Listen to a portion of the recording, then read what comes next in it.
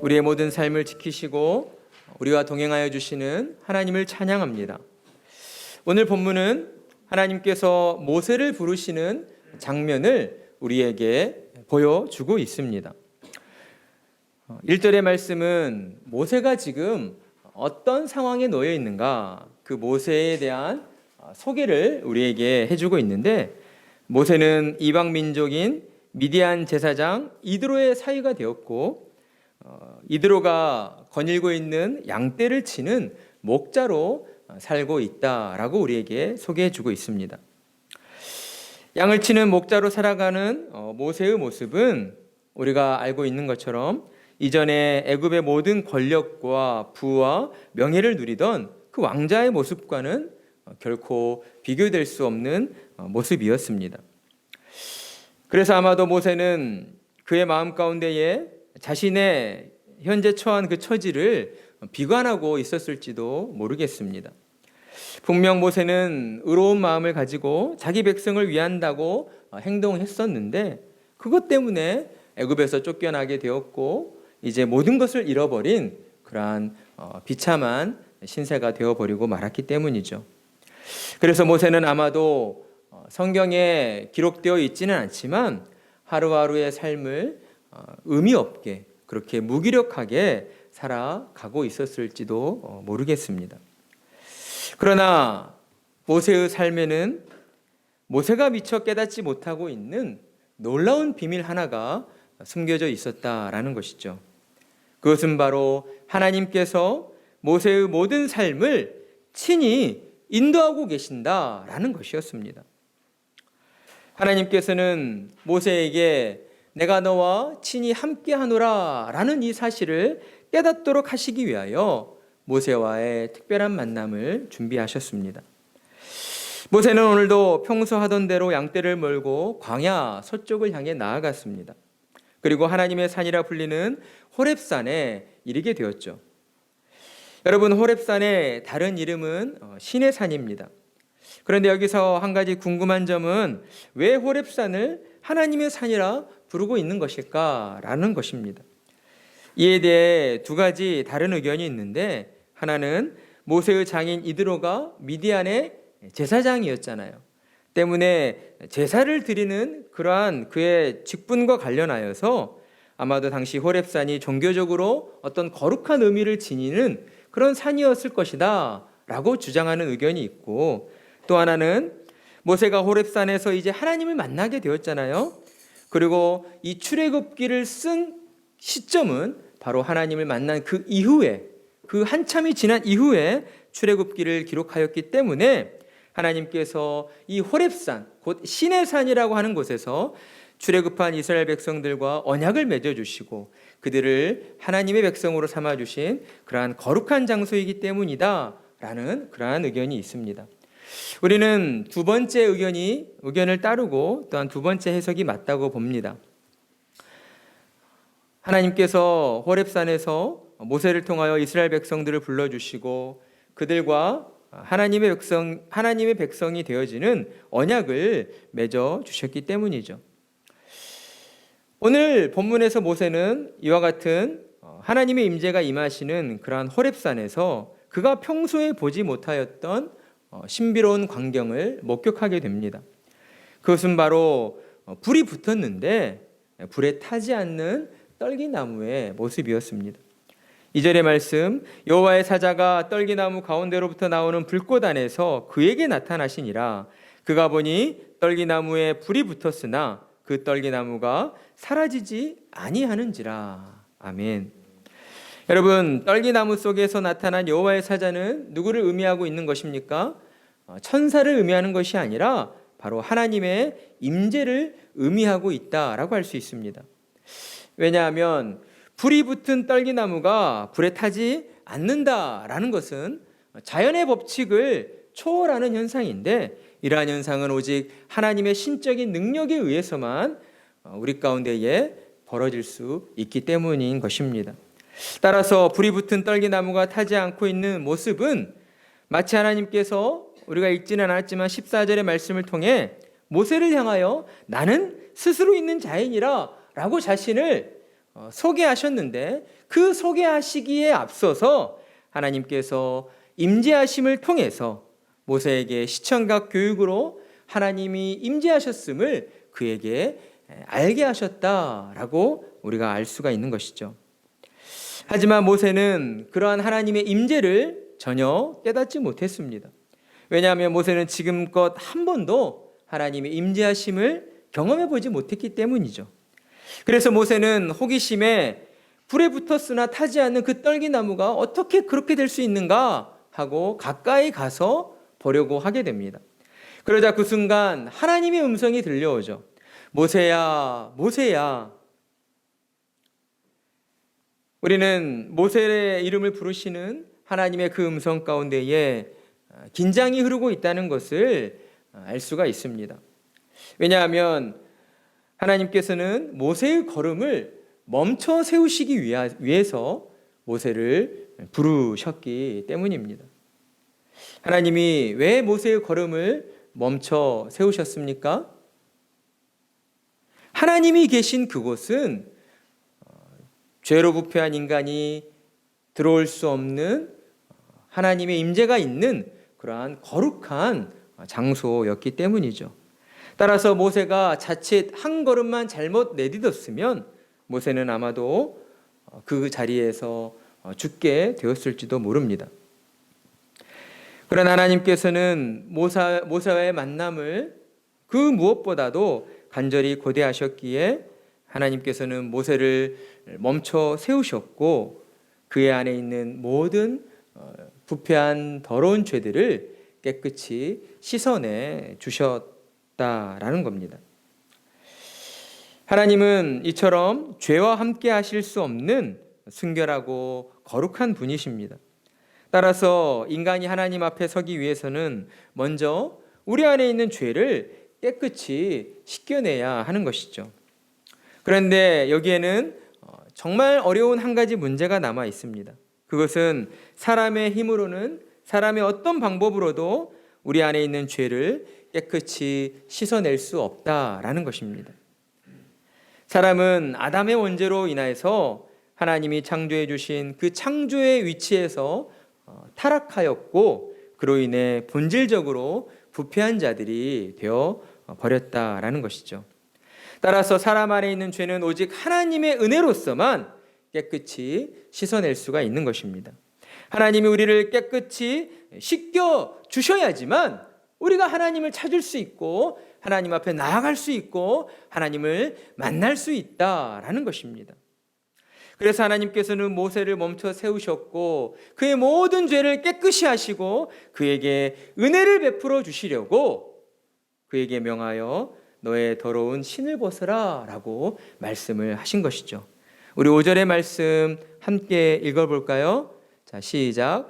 하나님이 이르시되 이리로 가까이 오지 말라. 내가 선 곳은 거룩한 땅이니 내 발에서 신을 벗으라. 아멘.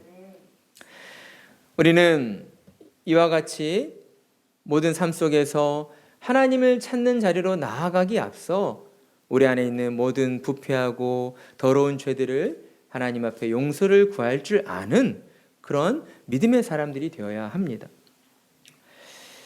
하나님께서는 모세에게 내가 선 곳은 거룩한 땅이다. 그러니 너의 발에서 신을 벗으라 라고 말씀하십니다. 그런데 이 말씀 가운데에 우리가 오해하지 말아야 할 것은 하나님께서 내가 선 곳은 거룩한 땅이다 라고 하신 이 말씀을 가지고 어떤 분들이 교회와 또한 세상을 이분법적으로 분리해서 그렇게 가르치는 경우들이 있다라는 것이죠. 여러분, 이러한 해석들은 결코 건강한 해석이 될 수 없습니다. 왜냐하면 이러한 해석들이 지나치게 강조되어지다 보면 믿음을 가지고 있는 신자들이 마치 나는 세상과 분리되어 있는 존재인 것처럼 세상과는 아무런 관계도 없는 그런 존재인 것처럼 우리의 현실의 삶을 또한 무시하고 소홀히 여기는 그러한 자세로 살아갈 수가 있기 때문이죠. 교회는 분명 하나님의 은혜 가운데 세상과 구별된 거룩한 공동체로 부름을 받았습니다. 그러나 여기서 세상과 구별된 거룩한 공동체라고 하여서 이 의미가 교회가 세상과 단절된 채로 그저 교회로서만 그렇게 살아가도 된다라는 것을 의미하고 있지는 않다라는 겁니다. 우리 주님께서는 교회를 만물 위에 세워주셨고 또한 교회를 세상의 빛과 소금으로서 그 역할을 감당하도록 우리를 불러주셨기 때문인 것이죠. 따라서 5절의 말씀의 핵심은 무엇입니까? 모세를 만나고자 하시는 그 하나님의 마음, 하나님의 사랑을 모세에게 표현해 주신 것이다 라고 할 수 있습니다.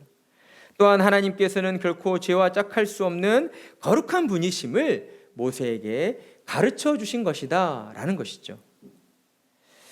이제 모세를 은혜 받을 자리, 하나님이 계신 하나님의 임재가 있는 자리로 부르신 하나님께서는 6절의 말씀을 통해서 모세에게 하나님 자신에 대하여 소개해 주시기 시작합니다.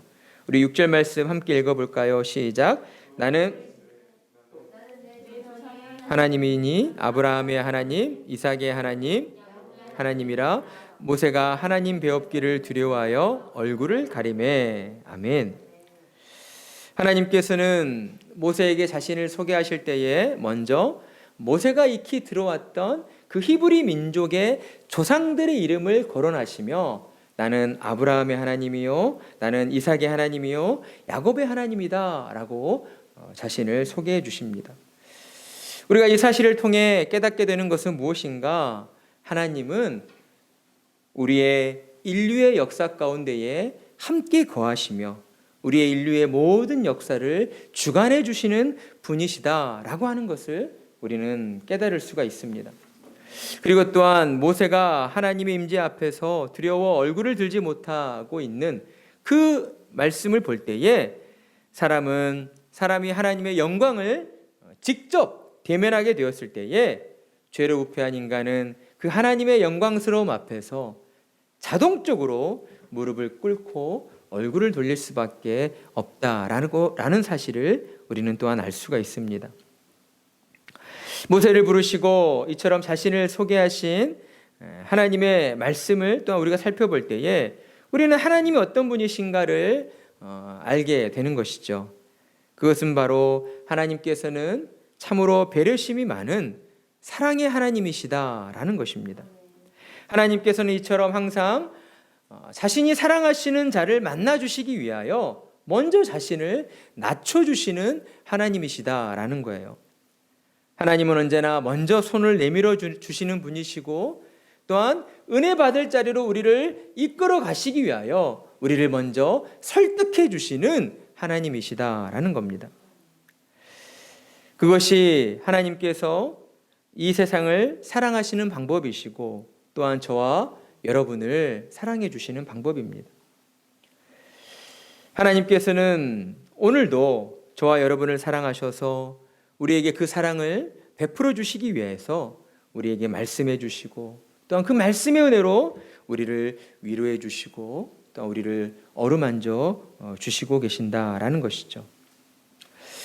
이처럼 모세에게 하나님 자신에 대하여 소개하신 하나님께서는 이제 7절과 10절의 말씀에 있어 하나님께서 모세를 부르신 이유가 무엇인가 하는 그 이유에 대하여 말씀해 주시고 있습니다.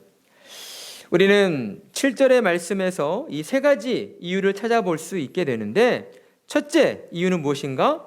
하나님께서 이스라엘 백성의 고통을 보셨기 때문이다라는 것이죠. 그리고 두 번째는 그들의 부르짖음을 들으셨기 때문이다라는 겁니다. 그리고 마지막 세 번째는 그들의 마음에 근심이 있다는 것을 알고 계셨기 때문이다라는 것이죠. 하나님께서는 모세를 부르실 때에 모세의 조상이었던 아브라함과 맺었던 그 언약을 잊지 않고 계셨습니다. 하나님께서는 약속하신 그 약속하심에 따라서 언제나 아브라함의 후손들 또한 택한 백성들을 바라보고 계셨고 하나님의 귀는 그들의 입술의 말들을 듣고 계셨고 또한 하나님의 마음은 그들의 마음의 중심을 감찰하시고 살펴보시고 계셨다라는 것입니다. 하나님께서는 택한 백성들이 고통당하는 것을 결코 모른 척하고 계시지 않으셨다라는 것이죠. 하나님은 멀리 지켜보시며 당신의 자녀가 아파하실 때 함께 아파하셨고, 또한 그들의 고통과 신음 가운데에서 함께 아파하시며 그들을 해방시켜 주시기를 그 무엇보다 원하고 계셨다라는 것입니다. 8절의 말씀을 보면 이처럼 애타하시는 하나님의 말씀을 우리가 잘 보게 되는데, 우리 8절의 말씀 함께 읽어보겠습니다. 시작. 내가 내려가서 그들을 애굽인의 손에서 건져내고 그들을 그 땅에서 인도하여 아름답고 광대한 땅, 젖과 꿀이 흐르는 땅, 곧 가나안 족속, 헷 족속, 아모리 족속, 브리스 족속, 히위 족속, 여부스 족속의 지방에 데려가려 하노라. 아멘. 하나님께서 8절 초반부에 뭐라고 말씀하셨습니까? 내가 내려가서 그들을 애굽인의 손에서 건져내고 라고 말씀하고 계십니다. 그러니까 하나님께서 택한 아브라함의 후손들인 그 백성들을 구원하시고자 하시는 그 마음이 얼마나 크고 또 얼마나 간절했는가 하는 것을 이 8절의 말씀을 통하여서 우리에게 보여주시고 있다라는 것이죠. 그런데 이어지는 9절 말씀을 보면 하나님께서는 조금 다른 명령을 모세에게 내리고 계십니다. 9절의 말씀 시작이 어떻게 시작합니까? 이제 가라라고 시작하고 있는 것이죠. 분명 8절을 통해서는 하나님께서 내가 직접 내려가서 이스라엘 백성을 구원하겠다라고 말씀하셨는데, 갑자기 모세를 향하여서 이제 내가 가라라고 명령을 하고 계신다라는 거예요. 여러분, 하나님께서 왜 그런 명령을 내리셨을까요? 우리는 하나님의 이 명령에 하나님의 깊은 뜻이 담겨져 있음을 아는 자들이 되어야 합니다. 하나님께서는 하나님의 뜻하신 바를 이루시기 위해서 모세와 같이 죄로 부패한 그러한 연약한 인간을 택하시고 그에게 사명을 주시고 또한 그에게 은혜를 주셔서 하나님이 뜻하신 바를 이루어 가신다라고 하는 사실입니다. 사랑하는 성도 여러분, 저와 여러분도 하나님의 뜻 가운데에 하나님의 뜻을 위하여 부름을 받았습니다. 우리는 무엇을 위하여 부름을 받았습니까?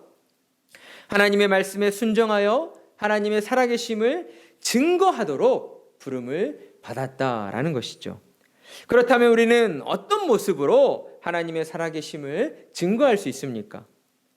가장 중요한 것은 하나님을 온전히 예배하는 모습을 통하여서 하나님의 살아계심을 증거할 수 있다라는 겁니다. 사랑하는 성도 여러분, 하나님께서는 저와 여러분을 예배자로 불러주셨습니다. 그리고 우리를 다시 세상을 향하여 내보내시고 우리를 통하여 이 세상 가운데 복음이 전파되어지고 그로 인하여 빛과 소금으로 살아가도록 우리를 부르셨다라는 것입니다. 그렇기 때문에 하나님께서는 모세를 호렙산 떨기 나무 아래로 부르셨고 그에게 애굽에 고통받는 나의 백성을 구원하도록 이제 가라라고 명령을 하신 것입니다. 그런데 하나님의 이 같은 부르심과 명령에 모세가 어떻게 반응하고 있습니까? 하나님, 저는 그렇게 큰 일을 할 수 있는 사람이 아닙니다. 저는 자신이 없습니다. 보내실 만한 사람을 보내십시오 라고 하나님의 부르심을 거절을 하고 있는 것이죠. 사실 모세의 이러한 반응은 어떤 면으로 당연하다라고 할 수가 있습니다. 왜냐하면 하나님께 은혜를 입었다 하여도 그 한순간 은혜를 입은 그 자리에서 나를 향하신 하나님의 모든 그 뜻을 우리가 다 헤아려 알게 되지 못하기 때문이죠. 하나님의 은혜가 임하였다고 하여서 우리가 기계적으로 당장 하나님의 말씀에 순종하게 되고 그냥 모든 것을 하나님의 뜻만을 위하여 살아가도록 우리가 그렇게 변화되지는 않는다라는 것입니다. 하나님의 은혜가 임하였을 때는 어때요? 이제 막 태어난 갓난아기와 같은 것이죠. 하나님의 은혜로 말미암아 죄된 본성을 지니고 있던 우리가 그 모든 죄됨이 하나님의 은혜로 깨끗이 씻음을 받게 되었고, 하나님 나라에 들어가게 될 의인의 모습으로 이제 막 처음 거듭나게 된 것입니다. 하나님의 은혜는 우리 안에 충만하지만 하나님께서 성경 말씀을 통해 계시하신 신자가 어떻게 살아야 되는가 하는 것들에 대한 하나님의 뜻에 대해서는 아직 잘 모르고 있다는 것이죠. 모세도 아마 그와 같았다라는 것입니다. 하나님의 임재 가운데에 하나님의 은혜를 경험하고는 있지만 그가 진정 마음으로부터 하나님의 뜻에 순종하고자 하는 그러한 우러나는 마음은 아직 발동되고 있지 않다라는 것이에요. 그러자 하나님께서는 모세를 향하여 다음과 같은 약속을 맺어 주십니다. 우리 12절의 말씀 함께 읽어보겠습니다. 시작. 하나님이 이르시되 내가 반드시 너와 함께 있으리라. 내가 그 백성을 애굽에서 인도하여 낸 후에 너희가 이 산에서 하나님을 섬기리니 이것이 내가 너를 보낸 증거니라. 아멘. 하나님께서 모세에게 어떤 약속을 주시고 계십니까? 내가 반드시 너와 함께 있으리라. 아멘. 사랑하는 성도 여러분, 하나님께서 모세를 향하여 주신 이 약속의 말씀은 오늘날 우리에게도 동일하게 주어진 약속임에 분명합니다.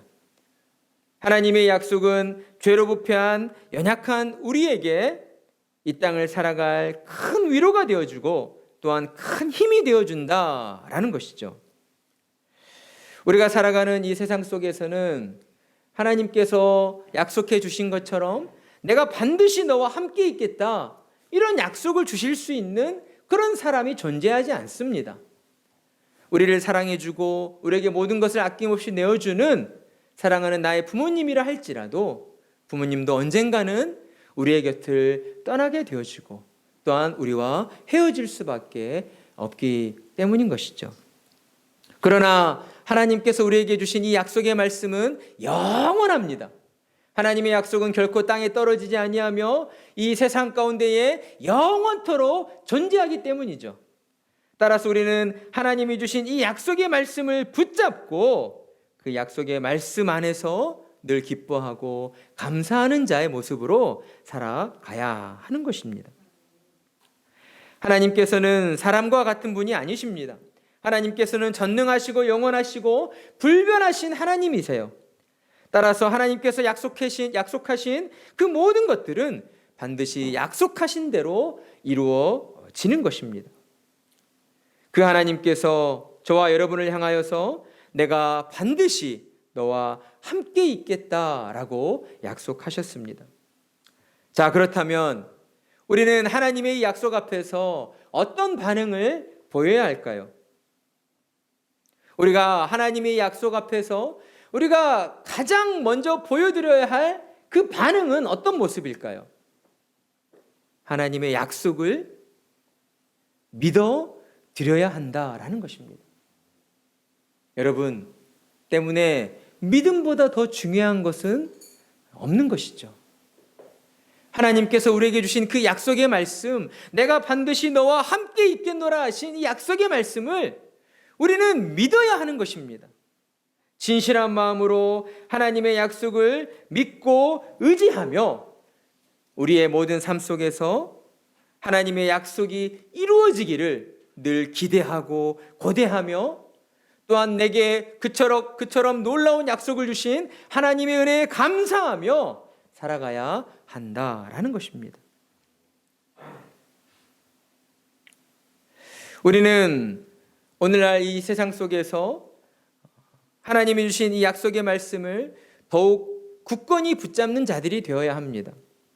왜냐하면 우리가 살아가고 있는 이 현대 사회가 이제 절대적인 것들을 거부하고 또한 진리를 부정하고 모든 것의 가치를 각 개인의 그 마음과 그 자신에게 두려워하고 하기 때문입니다.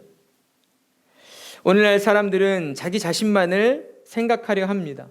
지나치게 자기를 사랑하는 그 자기에 빠져서 나 자신을 우상으로 만들고 나 자신을 우상처럼 섬겨가고 있다라는 거예요.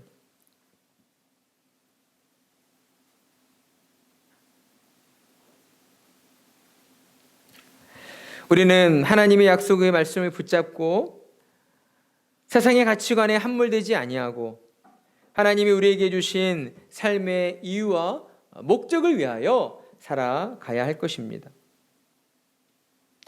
오늘 하나님께서